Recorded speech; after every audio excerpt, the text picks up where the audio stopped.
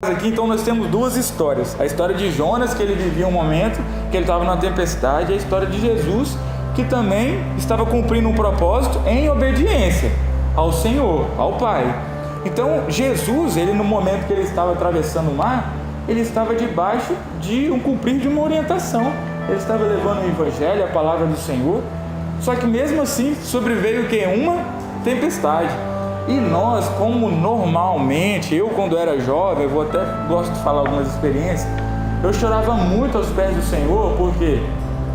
Porque eu vivia muitas tempestades em que eu questionava o Senhor e falava: Senhor, estou fazendo tudo certo, né? A gente sabe quando a gente erra, não sabe? Quando a gente erra, o Espírito Santo testifica que a gente sabe quando a gente erra, a gente já é maduro para isso, né? E você vê que sua caminhada tem sido uma caminhada, né, de busca, de entrega, de santificação, e muitas das vezes a gente ainda passa por tempestades. Então a primeira coisa que eu queria fazer do paralelo com os dois, de Jonas e de Jesus, é que você fazendo certo ou errando, a gente vai passar por quê? Por tempestades. Independente, a gente vai ser provado. Se não estiver sendo provado, não passar por problema, a gente tem que começar a olhar direitinho qual é a nossa atitude e o que a gente serve, né? Porque o Senhor falou com os discípulos: olha, no mundo tereis aflições, mas tem de bom ânimo, né? Então, da mesma forma que ele fala que a gente vai ter problema, vai ter luta, vai ter dificuldade, vai ter adversidade, vai ter tempestade, ele fala: a animação tem de bom ânimo, agora é sua parte, porque eu venci, né? E se nós estamos com o Senhor Jesus, nós também vamos vencer. E nesse momento de tempestade, a gente tem um personagem que é o Senhor Jesus, que estava em obediência. Mas Jonas estava em obediência? Não, mandou ele ir para Nínive, foi para o oposto, né? E a palavra fala que ele foi para quê? Para se esconder de Deus, profeta. Aí nesse percurso, o que acontece? Também uma tempestade. E nesse momento a gente consegue visualizar aqui esses dois, que um estava em obediência, um em desobediência, e mesmo assim sobreveio a tempestade para os dois. Mas existe uma diferença, né? Aquele que obedece, consequentemente, ele anda no caminho certo. E aquele que desobedece, assim como Jonas, ele estava no caminho errado. E depois desse momento, assim como eles, a gente tem que aprender a seguinte coisa, né? A gente tem que aprender a identificar no nosso momento de tempestade o porquê e a causa daquela tempestade, né? Jesus naquele momento ali, quando ele estava dormindo, né, a palavra fala, né, ele estava descansando, mas era um descanso no Pai, era um descanso debaixo da soberania de Deus. Que é soberania? O que é a soberania? Ser soberano é aconteça o que acontecer, eu sou soberano, todas as coisas estão debaixo de mim, né? Eu estou sobre todas as coisas. E ele, conhecendo o seu Pai, assim como nós conhecemos, por mais que nós passamos por dificuldades e provas e tempestades, seja na nossa família, no nosso local de trabalho, na nossa escola, na faculdade, em qualquer lugar, com os nossos amigos, qualquer que seja a situação, a gente tem que conhecer o nosso Pai e saber que Ele é soberano e Ele está acima de todas as coisas. E Jesus, naquele momento, ele se levanta, acordam ele, que depois a gente vai falar do detalhe do momento do despertar de Jesus, acorda o Senhor Jesus, e o que ele faz? Ele fala em alto e bom som, a palavra fala, para o mar e os ventos pararem, né? Para se acalmar, e tudo se acalmou. E assim como nós, quando andamos no caminho correto, certo, e estamos em obediência, quando nós nos colocamos de pé e clamamos, nós oramos e nós levantamos a nossa voz ao Pai, nós temos autoridade para vencer as tempestades. Porque diferente de Jesus, Jonas dormia um sono. Quando a gente fala ignorância, né? Ignorância ao pé da letra, se a gente for lá no dicionário, é o que? É menosprezar uma palavra, é menosprezar um ensino, sabe? É muitas das vezes ter a condição de buscar um ensino e não buscar o ensino. Isso é ser ignorante, né? A gente considera o ignorante uma pessoa ríspida, grossa, mas a ignorância ao pé da letra é exatamente isso. E Jonas, quando dormia, ele dormia um sono de uma forma ignorante, porque ele já tinha desobedecido, e mesmo assim ele conseguiu dormir, né? Eu já fui criança, né? E eu já também um pouquinho desobedeci o pai e a mãe, né? O que a gente faz? Cara, você perde o sono, você não dorme, né? É uma falta de respeito, é uma falta de obediência, é uma falta de temor. E ele conseguiu dormir. Pensa, vamos pensar nisso. Então é uma ignorância. E ele dormindo, quando eles vão acordar ele, Eles buscam não simplesmente uma solução para um problema, mas eles querem também o quê? Encontrar um culpado. Vocês perceberam na leitura? Não simplesmente, está uma tempestade aqui e eu já clamei ao meu Deus, né? Os deuses deles.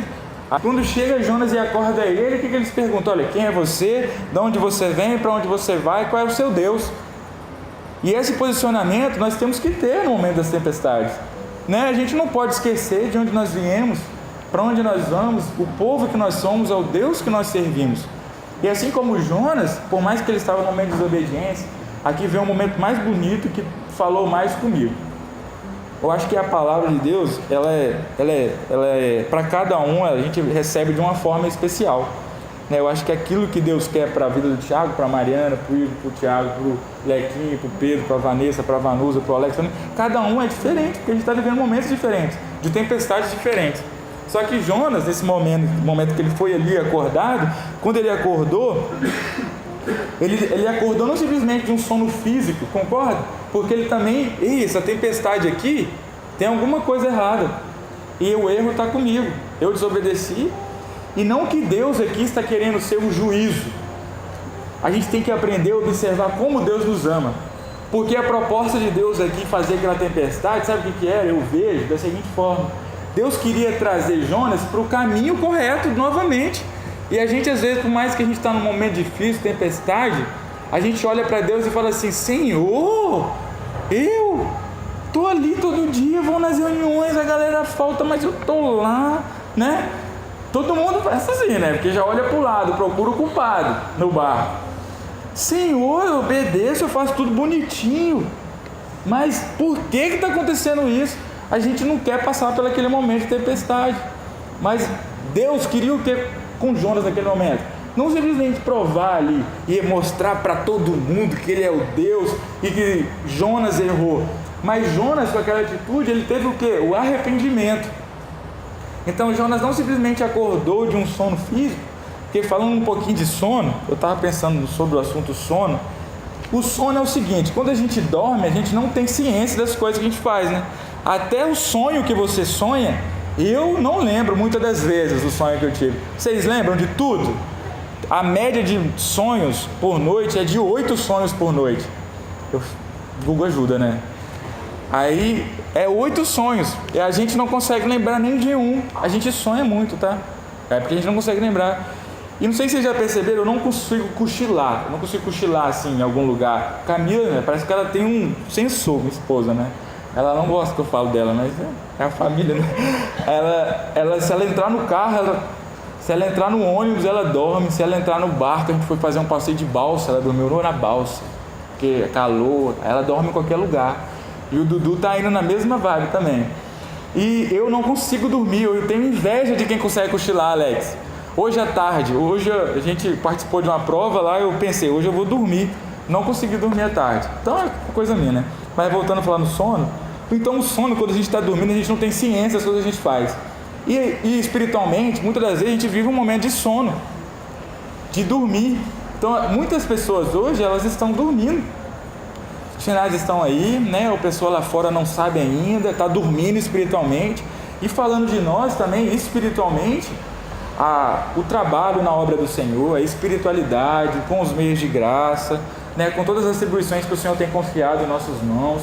Muitas das vezes a gente passa por um momento de sono, que é diferente de cochilar. Porque quando a gente cochila, a gente sabe onde a gente está, quanto tempo a gente cochilou, muitas das vezes. Não, eu entrei aqui tanto tempo, então eu estou dormindo há pouco tempo. Mas o sono não, ele é meio que assim, você vive uma outra vida. Você não lembra quando você acordou, né? Você não está dormindo e pensa assim, eu estou dormindo na minha cama. Ninguém lembra disso, né?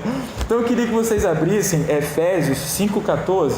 Alguém que tem uma voz bem bonita? Lequinho? 5,14. Porque é um texto que me deixou muito curioso, que a gente faz um paralelo aqui. Efésios 5,14. Deixa eu ver aqui. Pode falar. Pelo que diz, desperta que dormes, e levante dentre os mortos, e Cristo te esclarecerá. Olha só como a palavra do Senhor fala: desperta do que dormes, levanta dos mortos. Porque se você está dormindo espiritualmente, você está o quê? Você está morto. Então, conforme a palavra do Senhor fala, quem está dormindo está morto espiritualmente. E assim como quem está morto, muitas das vezes não sabe que está morto. Né, Alex? Quantas pessoas você chega para ela para tentar ajudar e fala com ela, olha, eu acho que você precisa melhorar um pouquinho, né, nisso aqui. Só que as pessoas não escutam, porque elas querem que Deus fala. Aí ela, tipo assim, quer encontrar com a mula e que a mula fala, ó, você tem que mudar nisso. Que é um sinal de Deus, né? A mula falou, tipo assim, é Deus falando. Mas o Nelton eu não tenho certeza, né? E Deus está usando a vida, porque a igreja é isso. A igreja é ferro, fio, ferro, né? E olha que bonito. É um tentando ajudar o outro. Muitas das vezes a gente vê alguém num caminho errado e tenta acertar. Muitas vezes alguém falhando, alguém precisando aprimorar, melhorar. E a gente tentando ajudar e a pessoa não dá muito crédito, né? Então, eu vejo que o sono... Eu tenho um colega de trabalho, na verdade ele até aposentou, era engenheiro, mas ele era aquele cara que era engenheiro de nato, assim, não sei. Ele era especialista, até que na área ele era considerado como especialista. Ele foi visitar um parente que ele era louco lá. Eu lembrei desse assunto, porque faz um pouco de sentido aqui. Vamos ver se vocês vão tentar entender. Aí ele foi naquele lugar que é Adalto, né? Aí quando saíram de lá, falaram com ele assim, quem é você? Você não pode sair daqui não, meu filho. Ele falou a primeira coisa, não, eu não sou maluco. Eu não sou doido, eu vim visitar meu parente. Todo doido fala que não é doido, entendeu? E o que eu tô falando essa historinha porque toda pessoa que está dormindo, ela acha que está acordada. Sabia disso? Chega para alguém e fala, rapaz, desperta, acorda, sai dessa vida. Ela fala, não, cara, tô tranquilo, tá tudo certo, tá tudo certo. É um sintoma. Agradece. Beleza, obrigado, mas deixa comigo. Então assim, a gente, né, aqui como está aqui à frente sempre, a gente tenta orientar, mas não só a gente, até entre vocês, né? Isso é importante. Eu gosto muito disso. E eu já tentei ajudar muitas pessoas me deram oportunidade. Eu aprendo muito com as pessoas. O Alex veio comentar um negócio comigo até antes da aula, que era um negócio que eu já ia comentar. A gente aprende com as qualidades e com os defeitos, né? Então você aprende a qualidade de uma pessoa, você pode fazer também. E você aprende a não fazer também, de uma forma, né? Então a primeira característica de uma pessoa que está normalmente dormindo, ela acha que ela está acordada. Então ela precisa ter no momento humildade. E nesse momento, voltando para a palavra, Jonas teve humildade de reconhecer o seu erro. Porque isso é muito importante, reconhecer onde você está errando para tentar mudar. E naquele momento de sono, Jonas, quando ele desperta do sono e eles acordam ele daquele sono, ele deu ouvidos àqueles que eles estavam falando naquele momento. Olha, você está dormindo aí, o pau está quebrando aqui, nós vamos morrer, a água está entrando, o vento está derrubando o barco, nós vamos morrer. Aí ele falou, a culpa é minha. Não, ele não fala logo assim, ele já vai lá e tal. Só que não vamos jogar a sorte aqui. Por isso que crente não tem esse negócio de sorte, né? Porque se fosse sorte mesmo, não tinha caído de Jonas. Porque foram jogar a sorte e caíram de Jonas. Era coisa de quem? De Deus. Então é a prova de que crente não tem sorte, é Deus. Porque até na palavra está falando isso. Então foram jogar sorte, caiu lá Jonas. Aí olha, tá contigo, é você. Aí ele, sou eu mesmo, eu sou culpado, o meu Senhor, é ele que criou o mar. Tipo assim, ele quis dizer, né? Pô, se seu Deus criou o mar, ele que vai fazer parar então. O pessoal pensou, né? Então é você mesmo. Só que olha só, como que eles pensaram? Mesmo sabendo que Jonas era o culpado, como a gente leu, por isso que eu fiz questão de ler, eles não jogaram Jonas no primeiro instante. Eles continuaram remando. Então eles deram para tentar chegar à praia. E quanto mais força eles faziam, mais aumentava a tempestade, a palavra diz. E eu vejo isso da seguinte forma: hoje, quando a gente está num momento de dificuldade, a gente tenta com as nossas forças e os nossos argumentos e a nossa razão, que é, ou seja, a falta de humildade, de reconhecer e se arrepender, a tentar atravessar a tempestade e deixar de se arrepender. Quando a gente fala arrepender, o arrependimento, é impossível falar de arrependimento e não lembrar de João Batista, né, que pregava isso antes do Senhor Jesus. Ele abriu o caminho, como a palavra nos fala. Ou a palavra arrependimento, ela quer dizer mudar de direção. Muitas das vezes as pessoas aí fora, ou até mesmo na igreja, não sabem o que significa arrependimento. Arrependimento não é parar de pecar. Arrependimento não é parar de pecar, não é deixar de pecar. Arrependimento é ir no sentido contrário ao pecado. Vou dar um exemplo de pecado, né? Um exemplo é a bateria. Se aquilo ali é o pecado, um exemplo, né? E eu sempre caminho em direção à bateria, eu sempre caminho em direção ao pecado. O que é se arrepender? É andar para o outro lado. Não é parar aqui na frente. Quer um exemplo disso? O exemplo de Zaqueu, Lucas 19:8. Anotei o texto aqui para quem quiser abrir. Disse ao Senhor: se Senhor expulsou aos pobres metade dos meus bens. E se em alguma coisa eu defraudado alguém, restituiu quadruplicamente. 4 vezes mais. Ele fala que eles tanto se arrependem, olha o exemplo, que ele cobrava os impostos e a maioria das vezes, né, eles cobravam, tipo assim, ele tinha que ir lá no mercado e cobrar R$100 para a pessoa. Só que ele cobrava a taxa do Zaqueu, né? 120, né? Aí, né? Imagina isso, multiplica, né, Thiago? Ia dar muito, né? Participação de resultados ali de lucro. Então ele não simplesmente para de cobrar mais. O que ele faz? Olha, eu vou vender e vou dar aos pobres, e aquele que eu roubei lá, eu vou dar 4 vezes mais. Então ele deixou de roubar, ele passar o que agora? A dar, a abençoar. E eu até fiz questão de anotar alguns tipos de pecado aqui, vou ser bem rápido para falar isso aqui, porque muitas vezes quando a gente fala de pecado, a gente esquece as categorias de pecado, né? E tem muita categoria de pecado. Quando a gente pensa de pecado, a gente só pensa aqueles ali mais objetivos, né? Mas para nós jovens, né? Eu vou falar alguns aqui que eu anotei, olha. Idolatria, todo mundo sabe, né? Idolatria, né? Não é só imagem, não é só adorar um outro Deus. Muitas das vezes idolatria pode ser algo que você passa a pensar e a ter no coração mais que o Senhor. E você passa a viver mais para aquilo, gasta mais tempo muitas das vezes do que pensando no Senhor, nas coisas que são eternas, nas coisas que são do alto. E nesse momento aqui, queria falar alguns exemplos de pecado. Idolatria, arrogância, cobiça, contenda, corrupção, fofoca, fornicação, inimizade, intriga, inveja, lascívia, mentira, murmuração, preguiça e orgulho. Para quem quiser, você pode digitar lá assim, pecados e princípios bíblicos, que aparece muitas coisas. Aí você vai bater e comparar. Né? Vou passar rápido, porque acho que não é objetivo. É só falar o quê? Que a gente não deve simplesmente parar. A gente tem que pensar, se eu sou hoje o que? Uma pessoa orgulhosa, qual o oposto do orgulho, né? É ser humilde, né? Se a gente hoje é corrupto, um exemplo, qual é o exemplo de Zaqueu também? O que ele vai fazer agora? Ele vai passar a abençoar, a dar. Então, eu costumo dizer que existem pecados e pecados de estimação, que é aquele que você faz diariamente, todos os dias, e cuida dele como se fosse um animalzinho, entendeu? Só que aquilo vai crescendo na nossa vida. Como ele é de estimação, ele pode crescer e ele pode reproduzir, né? E ele pode até mesmo atacar. Então o pecado é algo que a gente tem que se arrepender. E o arrependimento não é simplesmente parar de fazer, é fazer o oposto.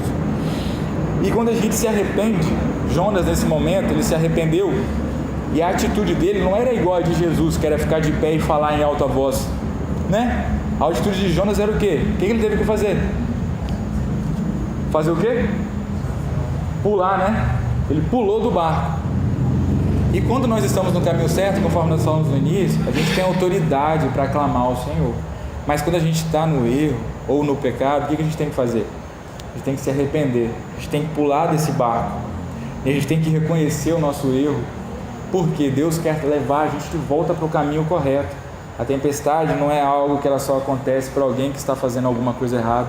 A tempestade, ela acontece para Deus demonstrar o amor dele para a sua vida, para a minha vida, e fazer com que nós possamos voltar para o caminho certo, né? Então eu acho que é como se fosse não um castigo, mas uma disciplina da parte do Senhor, para que nós não venhamos desviar. E se desviou, ele vai tratar e cuidar para que nós possamos voltar para o caminho. Então a atitude de Jesus naquele momento foi através da palavra, a autoridade, e a atitude de Jonas naquele momento era mudar de direção, né? Era se arrepender, né? Não simplesmente parar, mas mudar de direção. E nessas duas histórias, nesses dois contextos, a gente tem, para finalizar, exemplos de fé. E existe diferença de fé, né? Porque a fé daquele momento dos que estavam no barco de Jonas, eles já tinham adorado e feito os cultos e chamado a atenção de Deus para que pudesse livrar eles, mas não tinha acontecido nada, né? A tempestade só engrossava. Então chamaram Jonas, pediram para ele se apresentar, ele se apresentou, verificaram quem era o culpado, era Jonas o culpado. Mas eu fiquei pensando, se eles fizeram tudo o que eles tinham que fazer com os deuses deles e ainda chamaram de Jonas, eles tinham fé ainda, não tinham? Porque senão eles poderiam ter desistido. Então eles foram até o último recurso deles, e foram ao Deus de quem? Ao Deus de Jonas. E quando Jonas, se apresenta, e a presença de quem ele era e o Deus que ele servia, eles passam a ter uma experiência com o Deus também, o nosso Deus, o Deus de Jonas. Naquele momento, eles passaram a ter uma experiência com o Senhor, em um momento de tempestade. E as pessoas que não conheciam o Senhor. Então, naquele momento, foi uma experiência. Eles aceitaram o Senhor, que a palavra fala que a partir disso, eles passaram a adorar o Senhor no barco e a temer ao Senhor a partir daquele ponto. Se é temer, é obedecer, né? Então, a partir daquele ponto, eles exerceram uma fé, né? Mas a fé que eles tinham no princípio era de um pressuposto que eles tinham feito alguma coisa errada, alguém deles estava em erro. Só que a gente não pode ficar pensando nisso. Muitas das vezes a tempestade para nós não é porque nós erramos também. Muitas das vezes a tempestade é porque nós estamos fazendo algo correto. E o adversário, ele também está ao derredor. E ele vai nos provar. E nós temos que ser fortes, com certeza, na autoridade do Senhor, não na razão humana. Mas nós vamos ter uma fé que é diferente da fé daquela galera que estava no barco de Jonas. Que é uma fé que eu vou dar o exemplo, não precisa ler não, que é Marcos 5,34, a mulher do fluxo de sangue. Para mim é um exemplo de fé extraordinário, porque muitos milagres que o Senhor Jesus fez, ele chegava até a pessoa, cuspia no chão, o cego, né? Botava ali, tinha um gesto. Outro, ele tocava na lepra, quebrar um paradigma de uma pessoa que não podia encostar. Outras pessoas, ele falava, está curado, levanta e anda, sabe? Muitas formas, mas aquela mulher, Jesus estava fazendo o que naquele momento? Ele estava caminhando no meio de uma multidão, e tinha os discípulos, e tinha a multidão. Quando a gente fala multidão, pensa na multidão, tipo sua escola na hora do recreio, Vanessa, né? A multidão ali, ela imprensava, e aquela mulher com fluxo de sangue, a palavra fala que naquela época o fluxo de sangue era algo contínuo, né? E tem muitas curiosidades disso, eu vou deixar para outro momento, porque a gente está passando do horário. Mas ela atravessou uma multidão, ela não podia nem sair de casa, ela tinha que viver isolada. E quando ela atravessa, ela encosta em todo mundo. E o que ela encostasse no meu celular, o celular agora estava impuro naquele momento, né? E ela era considerada uma mulher impura. Mas ela rasgou no meio da multidão e encostou no Jesus. Quando ela encosta em Jesus, Jesus faz o quê? Para e fala: ei, alguém me tocou. Muito bonito esse, né? Encostou. Aí, tipo assim, eu fico imaginando o Pedro, né? Que Jesus, tá todo mundo te tocando, nervoso, né, brutal, né, aquele negócio. Você vem falar que alguém te tocou, Jesus? E Tomé, tá, alguém te tocou, sério, desacreditado da vida. Mas aí Jesus fala assim: não, alguém me tocou porque de mim, olha só, foi um toque especial. Virtude significa poder, porque de mim saiu o poder. Olha o pé da letra, que bonito. Saiu o poder. Olha o fé daquela mulher, ela não falou com ela, não tocou nela, sabe, não fez nada com ela. Ela falou lá na casa dela com um problema assim: se eu tocar nele eu vou ser curada. É diferente. Ela nem clamou. Ela fez o quê? Não falou com ele pessoalmente ali, né? Ela chegou e tocou e ela foi curada. Isso é um exemplo de fé, né? E naquele momento ali a gente tem esses dois exemplos de fé, né? A fé daqueles homens que eles fazem toda aquela parte ali, aquele ritual. E o Senhor Deus, Ele não quer de nós um ritual. Ele não quer que nós façamos algo para que nós possamos chamar a atenção dEle, para que Ele venha demonstrar amor. Olha a diferença. Ele quer que nós façamos a partir do amor dEle. Você sabe que Deus te ama? Sabe. Então tudo que nós fazemos porque Deus nos ama, né? E por mais que venha circunstância ruim ou tempestade, a nossa fé, a gente não pode procurar fazer algo para chamar a atenção e o Senhor nos tirar da tempestade. Vocês conseguem entender? Né? Não, eu vou amar mais, agora eu vou jejuar mais, eu vou orar mais, né? Eu vou amar mais, que é aquilo, né, que o Senhor falou. Qual o primeiro mandamento? O que é mais importante? Amarás ao Senhor teu Deus de todo o coração e o próximo como a ti mesmo. Né? Então, a gente passa muitas das vezes a reconhecer em um momento de erro, de tempestade, a nossa falha, e passa a exercer, né, melhor aquilo que a gente está fazendo de errado, né? E o Senhor, Ele não quer isso. Ele quer que a partir do amor dEle nós façamos aquilo que é bom e agradável ao Senhor.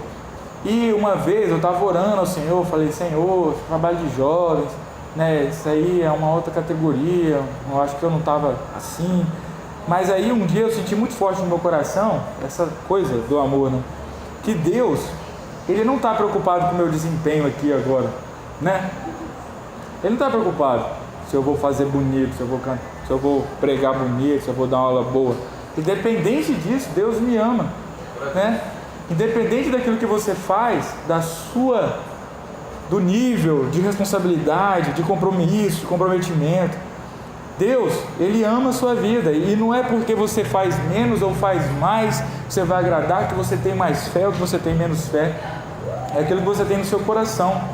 E assim como Jonas e o Senhor Jesus, esse hora de acordar no início, né, eu ia deixar para falar o título no final, que eu achei bem pesado, né? Hora de acordar, né? Eu achei bem pesado esse título. Mas aí explicando, falando, a gente passa a entender melhor esse hora de acordar. Que assim como o Senhor Jesus, ele vivia um momento que ele estava cumprindo o propósito e Jonas estava desobedecendo o propósito. E eles tinham um momento de adversidade e tempestade. Mas quem estava em obediência no caminho certo, eles tinham uma reação em relação à tempestade. A relação de Jonas com os seus companheiros ali foi totalmente diferente da relação do Senhor Jesus, da reação do Senhor Jesus. Jesus se levanta quando a tempestade e manda parar, e todos vocês têm essa autoridade para mandar a tempestade parar no momento da tempestade. Mas para ela parar, a gente tem que estar fazendo o quê? Tem que estar em obediência, tem que estar no caminho certo. E vocês vão ter essa autoridade de fazer essa tempestade parar, assim como o Senhor Jesus fez.